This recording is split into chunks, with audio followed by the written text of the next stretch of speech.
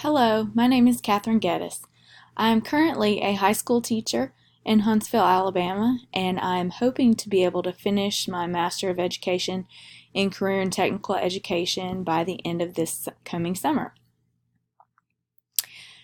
My background is in nutrition, and I earned my bachelor's and master's both in nutrition and worked in healthcare for about 3 years before I transitioned into education. I've been teaching for the past 9 years, and I'm looking forward to be able to teach at the post-secondary level as well as work in career counseling, and I would also be very interested in training programs for adults.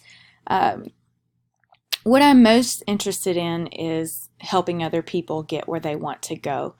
And so that is part of my reason for choosing both nutrition and education and now training is being able to help people set their goals and to be able to reach them.